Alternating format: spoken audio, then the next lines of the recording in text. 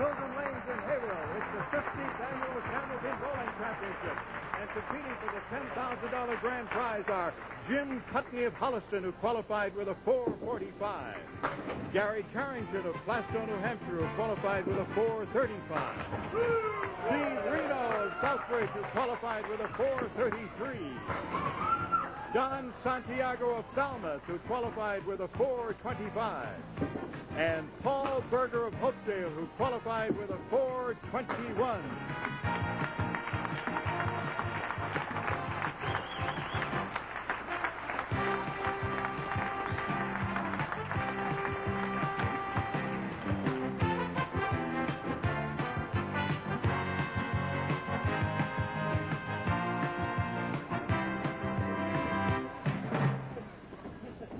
Hi, everybody. Welcome once again. And believe it or not, it is the 15th annual championship show, brought to you, of course, by True Value.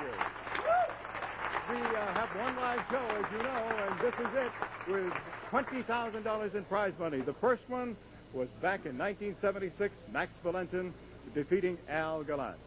But, again, the prize money wasn't as big then. Right now, it's $20,000, and $10,000 of that goes to the winner. The runner-up will get $5,000, third-place finisher gets $2,500, and the runners-up of the first two matches will get $1,250. And to tell you more about how that works, here's my colleague who did a sensational job on the sports, if you were watching. He sure did, Mr. Ed Harding.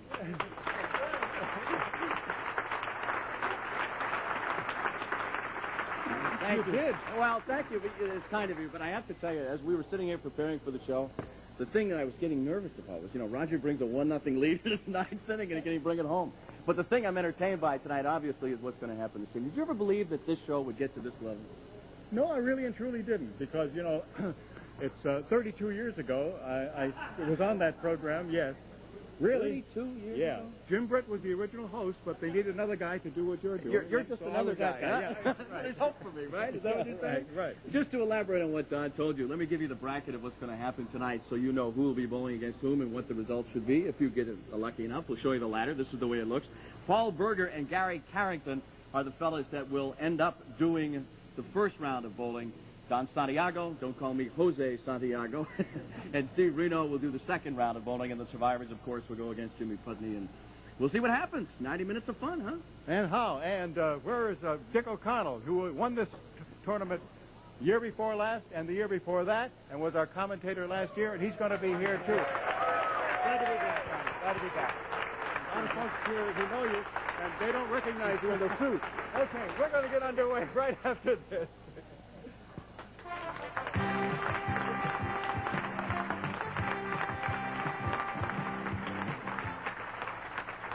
Candlepin Bowling is sponsored in part by True Value Hardware, your store of first. We are underway, and leading it off right now is Paul Berger. Paul was 5th seed, and he will be facing Gary Carrington, 2nd seed. And this, remember, is a 1-string roll-off. And Dick O'Connell, you know what the pressure is when you're rolling just one string. Tremendous pressure when you're only bowling one string. But I think it might be an advantage to bowl first, get up early and do it. In a one-string match like this, yeah, I'd like to get up first and try to put the pressure on the opponent myself. All right, he has a chance. Sometimes works the opposite. Spare leave left side. The 4 horsemen, no wood to help. 1, 2, 4, and 7, and no! Just a wee bit too full on that head pin.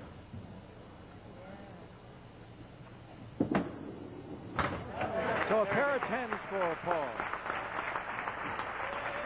Paul qualified with a 4:21, and our 2nd seed, Gary Carrington, qualified with a 4:35.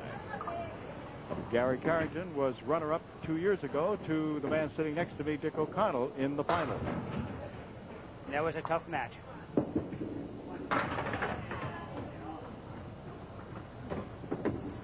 Gary Carrington is Plastow, New Hampshire. Didn't have to come far here today, huh? Boy, I guess not. Right up the street. Right now it looks like both bowlers are pressuring just to get started.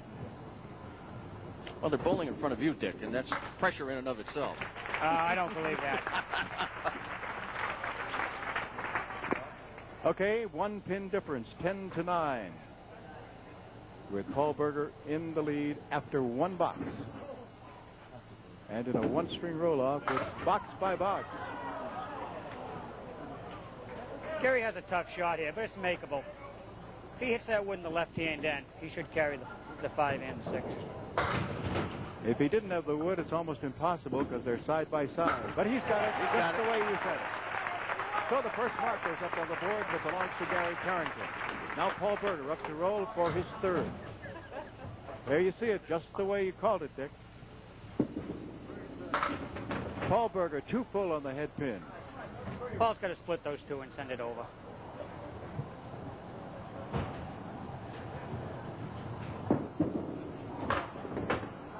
Fired it a little too hard, I think.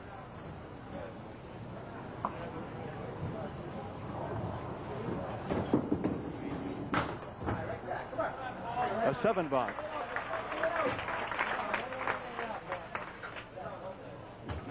Paul knows he can't leave too many openings for Gary. Especially, as we said, in a 1-string roll-off. Oh, he wanted that 3-pin to topple. That shot's not set up too bad at all. If he takes the pin on the right-hand side, it should carry both. He got it.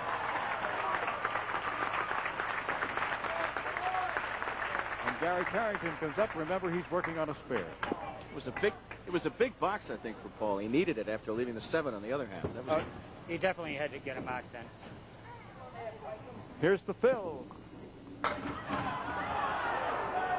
This is why Gary is so explosive. I was just going to say a typical Gary Carrington fill on a mark. He has a shot at marking again. Yes. Plowed it right out. 2 in a row. And remember, the bonus money is the same as it is on all of the other noontime shows. That is, 3 marks in a row. Any combination of strikes or spares in the same string will establish a bonus of $50. Each subsequent consecutive mark in the same string, $50 apiece, as long as he can keep it going. Once again, he gets a good fill and leaves a spare possibility. Yeah, all he has to do is just split the 2 pins in. The 3rd one should carry automatic.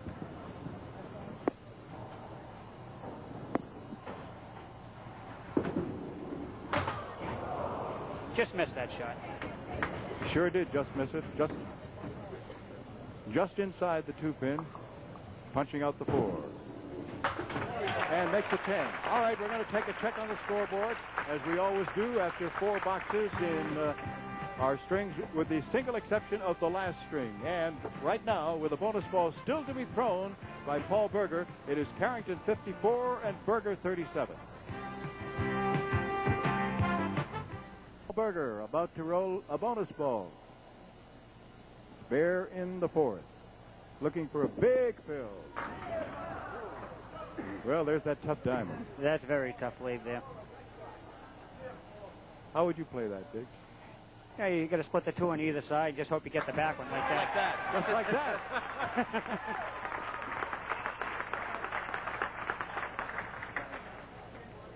He's rolled a couple of big boxes, I think. Just last 2 have just been solid for him. Yes, they have.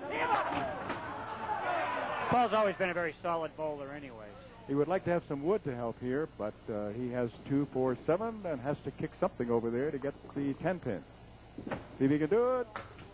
Nope. It's a tight match right now.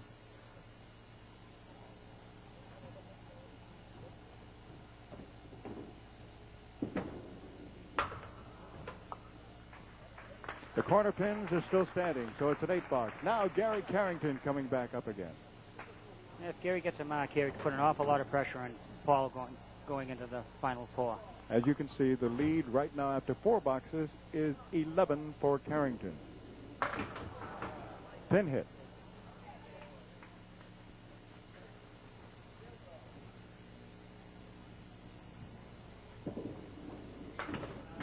Excellent try. Gary wants to get at least a 9 out of this box. And it appears that he will. He might even steal that 7-pin, huh? Well, I think I'd just shoot the 2 and not gamble for the 3rd.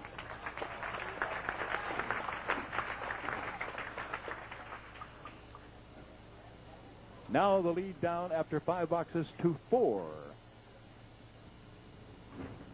That 8-box Paul had, that last box could come back to haunt them. Oh, this is tough. 4 and 5 side by side, and then back of that, 7 and 8. But he does have that piece of wood that's just slightly in front of and a wee bit bordering the left side. Yeah, the wood looks like five pin. The wood looks like it's way up in the front, so he has to go way right.